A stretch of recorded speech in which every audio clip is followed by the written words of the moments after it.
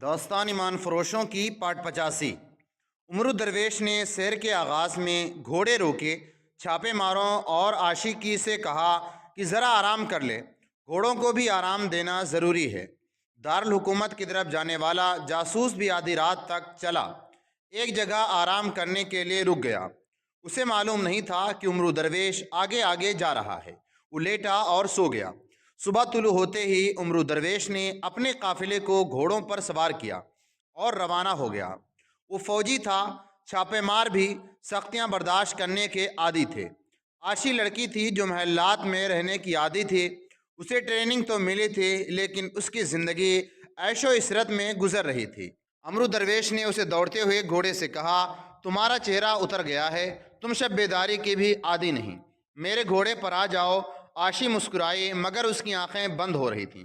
अमरू दरवेश ने उसे एक बार फिर कहा कि अपना घोड़ा छोड़ दे। आशी ने इनकार में सर हिलाए। घोड़े दौड़ते जा रहे थे। कुछ दूर आगे जाकर एक छापा मार ने उमर दरवेश से कहा, लड़की ऊँघ रही है, गिर पड़ेगी। उमर दरवेश ने अपना घोड़ा आशी के करीब किया और बागें खींच ली। आशी बेदार हो गई। उमर दरवेश ने उसे कहा कि वो उसके आगे सवार हो जाए। मैं सहारा लेना नहीं चाहती, सहारा दूंगी। मुझे अपना अहद पूरा करना है। मुझे अपने माँ बाप के कत्ल और अपनी इस्मत का इंतकाम लेना है। मैं जागने की कोशिश कर रही हूँ। घोड़े चले। बहुत आगे जाकर आशी नींद पर काबू ना पा सकी। उमर दरवेश उसके करीब था। अगर वो ना देख लेता तो आशी गिर पड़ती। उसने घोड़े रोक कर आशी से कोई बात किए बगैर उसे कमर से पकड़कर अपने घोड़े पर आगे बिठा लिया। एक छापामार ने आशी के घोड़ों की बागें अपने जीन के साथ बांध ली और घोड़े दौड़ पड़े। आशी ने सर उमर दरवेश के सीने पर फेंक दिया और गहरी नींद सो गई। उसके खुले बाल उमर दरवेश के चेहरे पर पड़ने लगे। ऐसे मुलायम और रेशमी बालों के लम्स से वो आशना नहीं था, मगर उन बालों ने उस पर वो असर न किया जो एक जवान मर्द पर होना चाहिए था। उसे आशी की बातें याद आने लगीं। तुम्हारी आगोश में मुझे अपने बाप की आगोश का सुरूर आया था। आशी ने उसे सेहरा में चंद रातें पहले कहा था। मुझे तो ये भी याद नहीं था कि मेरे भी बाप माँ थे। तुमने मेरा माजी मेरे आगे रख दिया है। फिर अमरू दरवेश को यूं महसूस होने लगा जैसे हवा के जन्नाटों से उसे आशी की सरगोशियां सुनाई दे रही हों। मुझे अपने सीने और अपने बाजुओं की पनाह में लिए रखो। मैं मुसलमान की बच्ची हूँ, मुझे सलीबियों के हवाले न कर देना। खून खून, मुझे खून नजर आ रहा है। ये मेरे बाप का खून है, ये मेरी माँ का खून है। दोनों खून मिलकर बैतुल मुक़द्दस की रेत में जज्ब हो गए हैं। उमर दरवेश, तुम्हारी रगों में हाशिम दरवेश का खून दौड़ रहा है। तुम्हें इस लहू का खराज उसूल करना है जो बैतुल मुक़द्दस के रेत में जज्ब हो गया था। तुम्हें फ़िलिस्तीन की आबरू पुकार रही है। कबीला अव्वल से दिल उतार न देना। हाशिम के बेटे छापे मारों ने देखा कि उमर दरवेश ने घोड़े को एड़ लगा दी थी। छापे मारों को भी अपने घोड़ों की रफ्तार तेज करनी पड़ी। आशी के बाल और ज्यादा बिखर कर हवा के जन्नाटों से उसके चेहरे पर उड़ने लगे। उमर दरवेश, एक छापा मार ने घोड़ा उसके करीब करके कहा, घोड़े किसी चौकी से बदलने को तो उम्मीद नहीं। घोड़े को इस तरह ना मारो मारो, जरा आहिस्ता जरा आहिस्ता। अमरू दरवेश ने छापा मार की तरफ देखा और मुस्कुरा दिया। उसने घोड़े की रफ्तार जरा कम कर दी और बोला, खुदाए जुलजलाल हमारे साथ है, घोड़े थकेंगे नहीं। उसकी आवाज़ से आशी की आंख खुल गई। उसने घबरा कर पूछा, मैं कितनी देर सो रही, मेरा घोड़ा कहाँ है? तुम सो गई थी, उमर दरवेश ने कहा, लेकिन मेरे ईमान की जो रग सोई हुई थी वो जाग उठी है। उठो, अपने घोड़े पर सवार हो जाओ, हम शाम तक मंजिल पर पहुंच जाएंगे। अली बिन सुफियान उस गांव में चला गया था जिसे मुसलमानों ने अपनी ज़मीन दोस्त सरगर्मियों का मरकज़ बना रखा था। उसने अपने छापेमारों और जासूसों के सुपुर्द ये काम किया कि तमाम इलाके में फैल कर उमर दरवेश की शोबदाबाजियों की हकीकत बता दें। उसने वहाँ के लीडरों को बताया कि वो लोगों को तैयार कर लें। यह इलाका बहरहाल सूडान का था, जहाँ मुसलमानों को मनमानी करने की इजाज़त नहीं थी। सूडानी फ़ौज हमला करने का हक़ रखती थी। मुसलमानों ने अपने इलाके में अपना कानून राइज कर रखा था। उन्होंने जिन जासूसों को गिरफ्तार किया था उन्हें अपने बनाए हुए कैद खाने में डाल दिया था। انہیں سزا دینی تھی جو سوڈانی قانون کے مطابق جرم تھا۔ ان مجرموں نے جو کچھ کیا سوڈانی حکومت کی بہتری کے لیے کیا تھا۔ علی بن سفیان نے خطرہ مول لے لیا تھا۔ اس نے چھاپے ماروں کی 2 پارٹیاں تیار کر لیں۔ قید خانے میں اسحاق کو ایک اچھے کمرے میں رکھا گیا تھا۔ اسے نہایت اچھا کھانا باعزت طریقے سے دیا جاتا تھا۔ وہ اچھی طرح سمجھتا تھا کہ اس کے ساتھ اتنا اچھا سلوک کیوں ہو رہا ہے۔ عمرو درویش اسے اپنی پوری اسکیم بتا کر گیا تھا۔ اسحاق تنہائی میں بیٹھا اسی کے متعلق سوچتا رہتا تھا۔ اسے 2 خطرے نظر آ رہے تھے۔ ایک یہ کہ عمرو درویش کے قید خانے کی اذیتوں سے تنگ آ کر سوڈانیوں کے ہاتھوں میں کھیلنا شروع کر دیا ہوگا۔ دوسرا خطرہ یہ کہ عمرو درویش کہیں اپنے ہی منصوبے کی نظر نہ ہو گیا ہو۔ اسحاق اپنے فرار کے متعلق بھی سوچتا رہتا تھا، لیکن اسے کوئی صورت نظر نہیں آتی تھی۔ سوڈانیوں کے لیے وہ قیمتی قیدی تھا جس پر انہوں نے اضافی پہرے لگا رکھے تھے۔ جب سے عمرو درویش اس سے الگ ہوا، اسے کسی نے نہیں کہا تھا کہ وہ اپنی قوم کو سوڈان کا وفادار بنائے۔ سوڈانی سالار جو اس کے پیچھے پڑا رہتا تھا اس کے سامنے بھی نہیں آیا تھا۔ سورج غروب ہو چکا تھا۔ 4 گھوڑے سوڈان کے دارالحکومت میں داخل ہوئے اور سیدھے فوج کے مرکز کے سامنے جا رکے۔ عمرو درویش کو معلوم تھا کہ اسے کہاں جانا ہے اور کس سے ملنا ہے۔ اسے ذہنی تقریب کاری کی تربیت یہیں سے ملی تھی۔ اس نے محافظ دستے کے کمانڈر کو اس سوڈانی سالار کا نام بتایا جس نے اسے اس کام کے لیے تیار کیا تھا۔ اسے فوراً سالار کے گھر پہنچا دیا گیا۔ ناکام لوٹے ہو یا کوئی اچھی خبر لائے ہو؟ سوڈانی سالار نے دیکھتے ہی کہا۔ اچھی خبر، اس سے سنیں۔ عمرو درویش نے عاشی کی طرف اشارہ کر کے کہا، آپ مجھ پر شاید اعتبار نہ کریں۔ عاشی تھکن سے چور پلنگ پر گر پڑی۔ وہ مسکرا رہی تھی۔ اس نے عمرو درویش سے کہا، انہیں ساری بات خود بتاؤ اور ذرا جلدی کرو، ہمارے پاس اتنا وقت نہیں ہے۔ ہماری مہم اتنی جلدی کامیاب ہوئی ہے جس کی مجھے بالکل امید نہیں تھی۔ عمرو درویش نے کہا اور پوری تفصیل سے سنایا کہ اس نے کس طرح پانی کو آگ لگائی اور طور کے جلوے دکھائے ہیں، اور اس کے بولنے کا جو انداز تھا اس نے مجھے حیران ہی کر دیا تھا۔ عاشی نے عمرو درویش کے متعلق کہا، لوگ اس کے شعبدوں سے اتنے متاثر نہیں ہوئے جتنے اس کی زبان سے۔ کیا آپ کو اب تک کوئی بتانے نہیں آیا کہ وہاں ہم نے کس حد تک کامیابی حاصل کر لی ہے؟ عمرو درویش نے پوچھا۔ کوئی بھی نہیں آیا، سوڈانی سالار نے کہا۔ میں تم دونوں کے متعلق پریشان تھا۔ عمرو درویش کو یہ سن کر اطمینان ہوا کہ یہاں ابھی تک کوئی جاسوس نہیں پہنچا۔ جاسوس جو مسلمانوں کے حراست سے فرار ہو کر آ رہا تھا ابھی دور تھا۔ اس کی رفتار وہ نہیں تھی جو عمرو درویش کی تھی۔ اس رفتار سے اسے صبح کے وقت پہنچنا تھا۔ عمرو درویش کا دھوکہ اسی جاسوس کے غیر حاضری میں چل سکتا تھا۔ اس کے پہنچتے ہی اصل صورتحال کو بے نقاب ہونا اور عمرو درویش کو قید خانے میں بند ہونا تھا۔ اب مجھے اسحاق کی ضرورت ہے، عمرو درویش نے کہا۔ میں آدھے سے زیادہ مسلمانوں کے ذہن صاف کر چکا ہوں۔ میں انہیں اس پر آمادہ کر لیا ہے کہ سوڈان کے وفادار ہو جائیں۔ میں نے صلاح الدین ایوبی کے خلاف نفرت اور دشمنی پیدا کر دی ہے۔ میں نے ثابت کر دیا ہے کہ صلاح الدین ایوبی فرعونوں کا جانشین ہے۔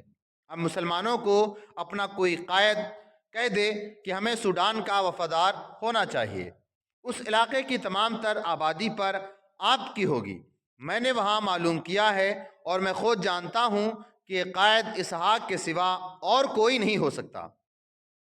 اسے وہاں کے مسلمان پیر اور پیغمبر مانتے ہیں، مگر اسحاق سے منوائے کون؟ سوڈانی سالار نے کہا۔ میں اسے اس خطے کی عمارت کا لالچ دے چکا ہوں۔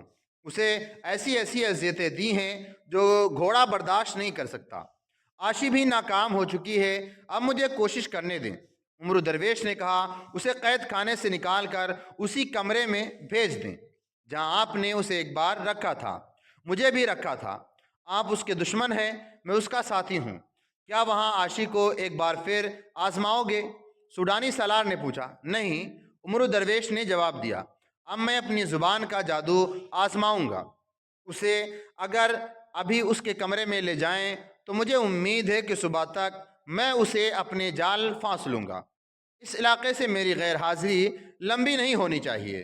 آپ جانتے ہیں کہ وہاں مصری جاسوس بھی ہیں۔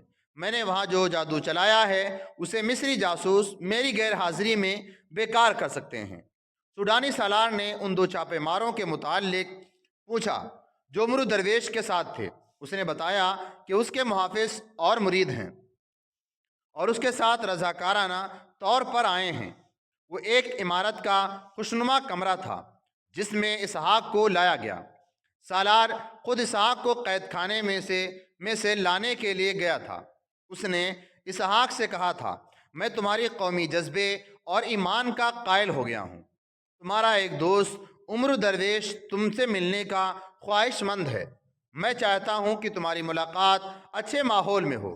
مجھے قید خانے سے زیادہ غلیظ اور جہنمی ماحول اور تمہارے محلات سے زیادہ دل فریب ماحول اپنی راہ سے ہٹا نہیں سکتے۔ اسحاق نے کہا، مجھے تہ خانے میں لے چلو یا بالا خانے میں اپنا ایمان نہیں بیچوں گا۔ سوڈانی سالار ہنس پڑا اور اسے اس کمرے سے لے گیا جہاں عمرو درویش اس کے انتظار میں موجود تھا۔ سوڈانی سالار بھی کمرے میں رہا۔ تمہارا چہرہ بتا رہا ہے کہ تم نے ان کافروں کے ساتھ اپنا ایمان بیچ ڈالا ہے۔ اسحاق نے عمرو درویش سے کہا، تمہارے چہرے کی رونق اور آنکھوں کی چمک بتا رہی ہے کہ تم بہت دنوں سے قید خانے سے باہر گھوم پھر رہے ہو۔ مجھ سے کیوں ملنا چاہتے ہو؟ میں تمہارے چہرے پر بھی یہی رونق اور آنکھوں پر یہ چمک دیکھنا چاہتا ہوں جو تم میرے چہرے اور آنکھوں میں دیکھ رہے ہو۔ عمرو درویش نے کہا، ذرا مجھے مہلت دو، ذرا سی دیر کے لیے اپنا دل اور اپنا ذہن مجھے دے دو۔ تحمل اور اطمینان سے میری بات سنو۔ سوڈانی سالار پاس کھڑا تھا، وہ خطرہ مول نہیں لینا چاہتا تھا۔ اسحاق اس کا نہایت اہم قیدی تھا اور عمرو درویش بھی قیدی تھا۔ یہ عمرو درویش کا دھوکہ بھی ہو سکتا تھا۔ وہ ان دونوں کو ایک ایسے کمرے میں آزاد نہیں چھوڑ سکتا تھا جو قید خانے کا کمرہ نہیں تھا۔ اس نے 4 سنتریوں کا انتظام کر دیا تھا۔ 2 کمرے کے سامنے کھڑے تھے اور 2 پچھلے دروازے کے سامنے۔ برچھیوں اور تلواروں کے علاوہ انہیں تیر و کمان بھی دیے گئے تھے تاکہ فرار کی کوشش کامیاب نہ ہو سکے۔ عمرو درویش چاہتا تھا کہ سالار وہاں سے چلا جائے، مگر سالار وہاں سے ٹلتا نظر نہیں آ رہا تھا۔ اس کی موجودگی میں عمرو درویش اسحاق کو بتا نہیں سکتا تھا کہ اس کا منصوبہ کیا ہے۔ عاشی کو سوڈانی سالار نے نہانے دھونے اور آرام کرنے کے لیے اسی عمارت کے ایک کمرے میں بھیج دیا تھا۔ وہ سوڈانی سالار کو اس کمرے سے لے جا سکتی تھی، مگر اس کے ادھر آنے کا کوئی امکان نہیں تھا۔ سوڈانی سالار الگ ہو کر بیٹھ گیا۔ وہ جاسوس جو صحیح صورتحال بتانے آ رہا تھا شہر سے تھوڑی ہی دور رہ گیا تھا۔ وقت تیزی سے گزر رہا تھا۔ عمرو درویش کے دونوں چھاپہ مار اسی عمارت کے ایک برآمدے میں عمرو درویش کے اشارے کا انتظار کر رہے تھے۔ کچھ دیر بعد عاشی باہر آئی۔ وہ نہا دھو کر کپڑے بدل کر آئی تھی۔ اس کا حسن نکھر آیا تھا، چہرے سے سفر کے تھکن بھی دھل گئی تھی۔ وہ چھاپہ ماروں کے پاس جا رکی۔ سالار چلا گیا۔ عاشی نے اس سے پوچھا، نہیں۔ ایک چھاپہ مار نے جواب دیا، وہ اندر ہے، اسے چلے جانا چاہیے۔ عاشی نے کہا اور اس کمرے کی طرف چل پڑی۔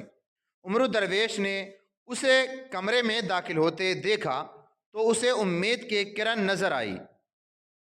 سوڈانی سالار نے اسے دیکھا تو اس کے ہونٹوں پر وہی مسکراہٹ آ گئی جو اس جیسے مردوں کے ہونٹوں پر عاشی جیسی دلکش لڑکی کو دیکھ کر آیا کرتی ہے۔ عاشی پہلے ٹہلتے ٹہلتے سالار کے پیچھے چلی گئی۔ اس نے عمرو درویش کو گہری نظروں سے دیکھا۔ عمرو درویش کو موقع مل گیا۔ اس نے عاشی کو اشارہ کیا کہ سالار کو یہاں سے غائب کرو۔ اسحاق بھائی، عمرو درویش نے پوچھا، کیا ہم سوڈان کے بیٹے نہیں؟ میں سب سے پہلے اسلام کا بیٹا ہوں، اسحاق نے جواب دیا، اور میں اب بھی مصری فوج کا کماندار اور سلطان صلاح الدین ایوبی کا وفادار ہوں۔ اگر سوڈان کی زمین میری ماں ہے تو اپنی ماں کو اسلام کے دشمنوں کے حوالے نہیں کر سکتا۔ عمرو درویش، میں تمہاری طرح اسلام کی عظمت اور اپنی غیرت کو فروخت نہیں کر سکتا۔ عاشی نے پیچھے سے سوڈانی سالار کے کندھوں پر دونوں بازو رکھے اور منہ اس کے کان سے لگا کر کہا، چند دنوں میں آپ کا دل مر گیا ہے؟ سوڈانی سالار نے گھوم کر دیکھا تو عاشی کے گال اور بکھرے ہوئے بال سالار کے گالوں سے ٹکرا گئے۔ عاشی مسکرا رہی تھی۔ اس نے مقبور تشنا لہجے میں کہا، میں اتنی خطرناک اور تکا دینے والی مہم سے واپس آئی ہوں، کل پھر انہی جنگلیوں کے پاس چلی جاؤں گی جن کے پاس پینے کو پانی کے سوا کچھ بھی نہیں۔ میں تو شراب کی بو کو ترس گئی ہوں۔ اوہ! سوڈانی سالار نے چونک کر کہا، میں اس قصے میں تمہیں بھول ہی گیا تھا۔ میں کسی سے کہہ دیتا ہوں تم اسی کمرے میں چلو۔ عاشی نے کہا، اکیلے کیا خاک مزہ آئے گا، آپ بھی چلیے، یہاں کوئی خطرہ نہیں۔ دونوں طرف سنتری کھڑے ہیں، کچھ دیر بعد یہیں آ جانا۔ عاشی اسی فن کی استاد تھی۔ بچپن سے اب تک اسے مردوں کو اپنے جال میں پھانسنے اور انگلیوں پر نچانے کی تربیت دی گئی تھی۔ اس نے یہی فن اپنے آقاؤں اور استادوں کے خلاف آزمانا شروع کر دیا۔ سوڈانی سالار اس کی مسکراہٹ کے فریم میں آ گیا اور اس کے ساتھ چلا گیا۔ عاشی نے اسے اپنے بازوؤں کے گھیرے میں لے لیا اور ذرا سی دیر میں بوڑھے سالار پر جوان لڑکی کا طلسم طاری ہو گیا۔ اتنے میں شراب آ گئی۔ عاشی نے سالار کو جام پہ جام پلانے شروع کر دیے۔ نیت صاف ہو تو خدا بھی مدد کرتا ہے۔ عمرو درویش نے اسحاق سے کہا، میں نے جو سوچا تھا وہ ہر لحاظ سے اور ہر پہلو سے عملی شکل میں آ گیا ہے۔ ساری بات شہر سے نکل کر سناؤں گا۔ 2 چھاپے مار ساتھ لایا ہوں، 2 سنتری ادھر کھڑے ہیں، 2 ادھر۔ ہمیں صرف اس طرف کے سنتریوں کو ختم کرنا ہے جس طرف سے نکلنا ہے۔ 4 گھوڑے تیار ہیں، 4 گھوڑے سنتریوں کے تیار کھڑے ہیں تاکہ فرار کی صورت میں وہ ہمارا پیچھا کر سکیں۔ اپنے ہاں مصر کے کچھ لوگ آئے ہیں۔ ایک آدمی بہت ہی دانش مند معلوم ہوتا ہے۔ اس نے اپنا نام نہیں بتایا۔ قاہرہ بھی اطلاع پہنچ گئی ہے کہ یہاں کیا ہوا ہے۔ سالار کو لڑکی لے گئی، میں ذرا باہر کا جائزہ لے لوں۔ لڑکی کو بھی ساتھ لے جانا ہے؟ کیوں؟ اسحاق نے پوچھا، اس بدکار کے ساتھ تمہارا کیا تعلق ہے؟ باہر چل کر بتاؤں گا۔ عمرو درویش نے کہا، یہ کوئی ایسا ویسا تعلق نہیں، لڑکی مسلمان ہے۔ عمرو درویش باہر نکلا۔ سنتریوں نے اسے سوڈانی سالار کے ساتھ اس کمرے میں آتے دیکھا تھا، اس لیے انہوں نے اسے احترام کی نظروں سے دیکھا۔ وہ اپنے چھاپے ماروں کے پاس گیا اور انہیں بتایا کہ سنتریوں کو سنبھالنے کا وقت آ گیا ہے۔ پھر اس نے اس کمرے کا دروازہ آہستہ سے کھولا۔ سالار کے ہوش شراب میں ڈوب چکے تھے۔ اس نے جھوم کر پوچھا، کون ہے؟ میں دیکھتی ہوں۔ عاشی نے کہا، ہوا سے دروازہ کھل گیا ہے۔ اس نے سالار کو سہارا دے کر پلنگ پر لٹا دیا۔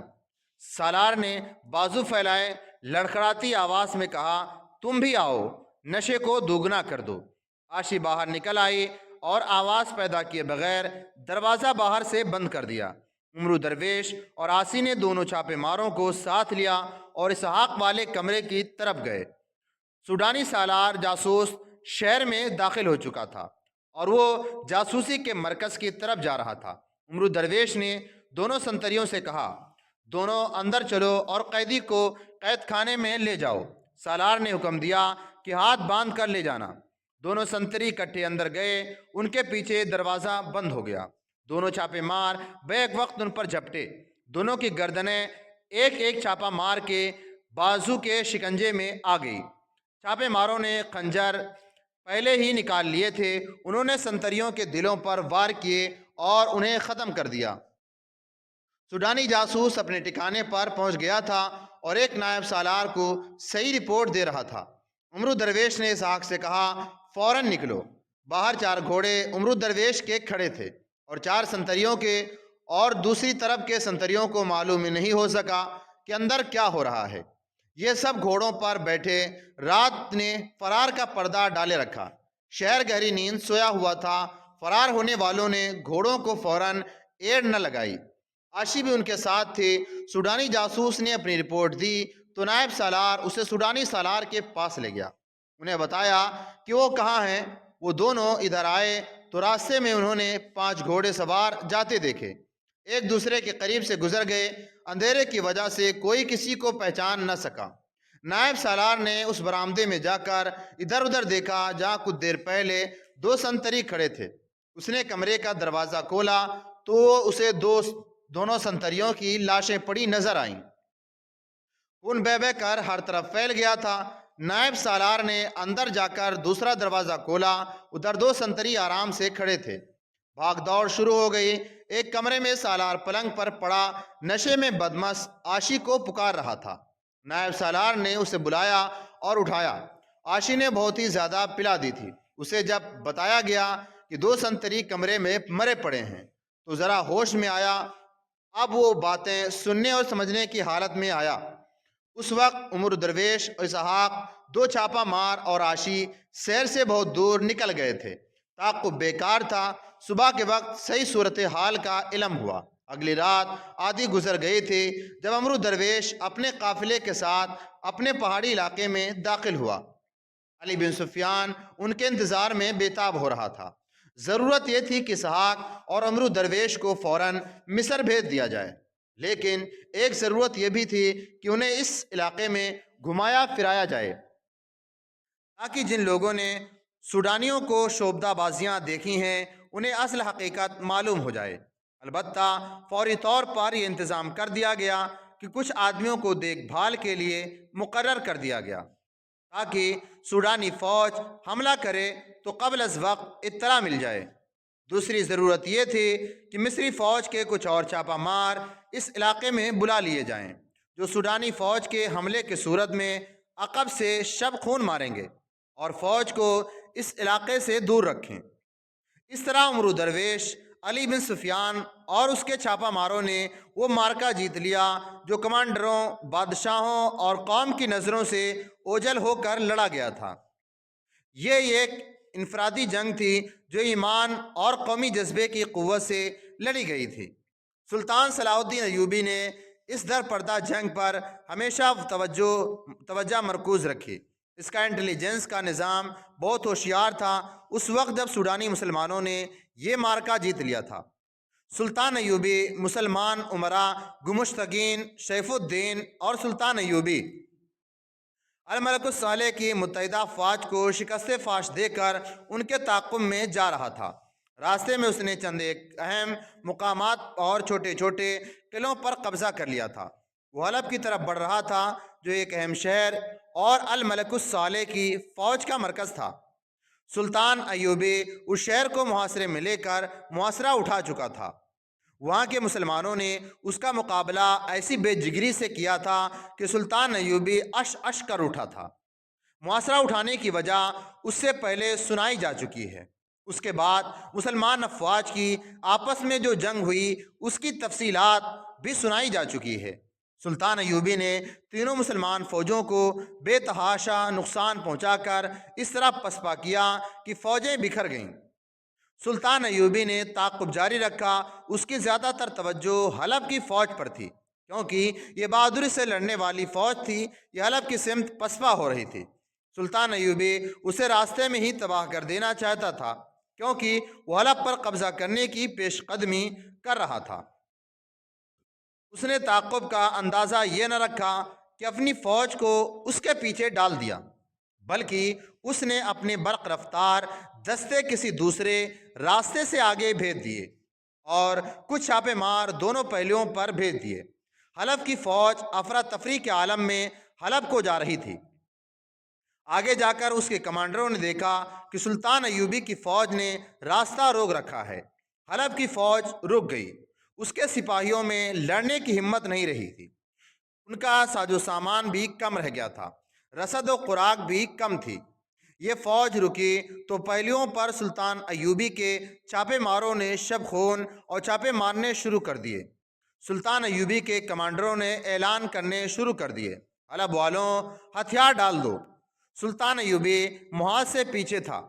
اسے اطلاعیں مل رہی تھیں کہ حلب کی فوج ہتھیار ڈالنے کی حالت میں آ رہی ہے۔ اس نے کہا اگر یہ فوج صلیبیوں کی ہوتی تو اس کے ایک بھی سپاہی کو زندہ نہ چھوڑتا، مگر یہ میرے اپنے بھائیوں کی فوج ہے۔ یہ لوگ ہتھیار ڈال دیں گے تو میں انہیں بخش دوں گا۔ مجھے خوشی پھر بھی نہیں ہوگی، مرنے کے بعد میری روح بھی بے چین رہے گی کہ میرے دور میں مسلمانوں کی تلواریں آپس میں ٹکرائی تھیں۔ اگر ہمارے بھائی اب بھی دوست اور دشمن کی پہچان کر لیں تو اس شرمناک غلطی کا ازالہ ہو سکتا ہے۔ دوسرے دن خدا نے سلطان ایوبی کی دعا سن لی۔ اس نے 2 گھوڑ سوار اپنے طرف آتے دیکھے۔ ان میں سے ایک نے سفید جھنڈا اٹھا رکھا تھا۔ ان کے دائیں بائیں سلطان ایوبی کی اپنی فوج کے 2 کماندار تھے۔ قریب آ کر گھوڑے رک گئے۔ ایک کماندار نے گھوڑے سے اتر کر سلام کیا اور کہا، حلب کے حاکم الملک الصالح نے صلح کا پیغام بھیجا ہے۔ یہ 2 ایلچی جنگ بندی اور صلح کے پیغام لائے ہیں۔ ایک ایلچی نے پیغام سلطان ایوبی کے ہاتھوں میں دیا۔ سلطان ایوبی نے پیغام پڑھ کر کہا، الملک الصالح سے کہنا، صلاح الدین ایوبی نے جب جنگ سے پہلے صلح کا پیغام بھیجا تھا تو تم نے فرعونوں کی طرح میرے ایلچی کی بے عزتی کر کے میرا پیغام ٹکرا دیا تھا۔ آج خدائے ذوالجلال نے مجھے طاقت بخشی اور تجھے ذلت دی کہ میں تمہاری فوج کو اس طرح پیس سکتا ہوں جس طرح 2 پتھروں کے درمیان دانے پیسے جاتے ہیں۔ لیکن میرے دشمن تم نہیں، تم اس باپ کے بیٹے ہو جس نے صلیبیوں کو گھٹنوں بیٹھا رکھا ہے تھا۔ اگر تم صلیبیوں سے دوستی گانٹھ لو کر اپنے باپ کی فوج کے خلاف لڑنے آئے تھے، اسے کہنا کہ میں نے تمہیں معاف کیا، دعا کرو کہ اللہ بھی تمہیں معاف کر دے۔ سلطان ایوبی نے اپنی شرط پر صلح کی پیشکش منظور کر لی۔ الملک الصالح کو اس شرط پر اپنی فوج حلب کو لے جانے کی اجازت دے دی کہ جب اس کی فوج حلب آئیں تو حلب کی فوج کوئی مزاحمت نہ کرے۔ ایک اور دلچسپ واقعہ ہوا۔ الملک الصالح اپنی فوج نکال کر لے گیا۔ سیف الدین بھی پسپا ہو کر موصل چلا گیا تھا اور گمشتگین نے اپنے قلعہ حران میں جانے کے بجائے حلب کا رخ کیا۔ سلطان ایوبی اپنی فوج کو اور آگے لے گیا اور ایک مقام ترکمان کو عارضی کیمپ بنا دیا۔ ایک روز حلب کا ایک قاصد اس کے پاس آیا اور الملک الصالح کا ایک پیغام سلطان ایوبی کو دیا۔ سلطان نے پیغام کھول کر پڑھا تو چونک اٹھا، کیونکہ یہ پیغام اس کے نام نہیں بلکہ سیف الدین کے نام تھا۔ الملک الصالح نے سیف الدین کو لکھا تھا، آپ کا خط مل گیا ہے جس میں آپ نے اس پر خفگی کا اظہار کیا ہے کہ میں نے صلاح الدین کے آگے ہتھیار ڈال کر صلح کر لی ہے۔ بے شک میں نے ایسا ہی کیا ہے، لیکن میرے لیے اور کوئی راستہ نہیں تھا۔ میری فوج اس کی فوج کے گھیرے میں آ گئی تھی۔ میرے سپاہی تھکے ہوئے، ڈرے ہوئے اور زخمی تھے۔ میرے سالاروں نے مجھے مشورہ دیا کہ صلاح الدین کو صلح کا دھوکہ دیا جائے اور اپنی فوج کو اس کے چنگل سے نکالا جائے۔ میں نے یہی بہتر جانا اور صلاح الدین ایوبی کو صلح کا پیغام دے دیا۔ محترم غازی سیف الدین، آپ مطمئن رہیں، میں نے وقت حاصل کرنے کے لیے صلح کی ہے، ورنہ میرے پاس آج ایک بھی سپاہی نہ ہوتا۔ میں اب حلب میں اپنی فوج کی تنظیم نو کر رہا ہوں، نئی بھرتی شروع کرا دی ہے۔ میں نے صلاح الدین ایوبی کی یہ شرط تسلیم کر لی ہے کہ اس کی فوج حلب میں آئے گی تو ہماری فوج مزاحمت نہیں کرے گی، لیکن وہ جب یہاں آئے گا تو اس کی فوج کو ایسی مزاحمت ملے گی جو اس کے تصور میں بھی نہیں آ سکتی۔ آپ اپنی فوج کو ذرا ازسر نو تیار کر لیں، ہمیں صلاح الدین ایوبی کے خلاف لڑنا اور اس کی طاقت کو ختم کرنا ہے۔ اس پیغام میں اور بہت کچھ لکھا تھا۔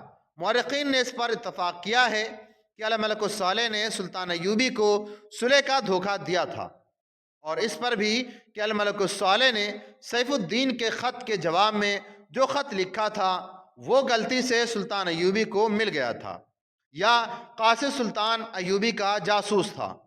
یورپی مورخین نے لکھا ہے کہ یہ قاصد کی غلطی تھی۔ دونوں نے لکھا ہے کہ پیغام بمہر کیا گیا تو باہر غلطی سے سلطان ایوبی کا نام لکھ دیا گیا تھا۔ مسلمان مورخین جن میں سراج الدین خاص طور سے قابل ذکر ہے لکھتا ہے کہ سلطان ایوبی کا نظام جاسوسی ایسا باکمال تھا کہ الملک الصالح کا قاصد اس کا جاسوس تھا۔ وہ الملک الصالح کا اتنا اہم پیغام سلطان ایوبی کے پاس لے آیا۔ قاضی بہاء الدین شداد نے اپنی یادداشت میں لکھا ہے کہ اس پیغام نے سلطان ایوبی کو اس قدر پریشان کیا کہ گئے کئی گھنٹے اس نے کسی کے ساتھ بات بھی نہ کی، خیمے میں اکیلا پڑا رہا۔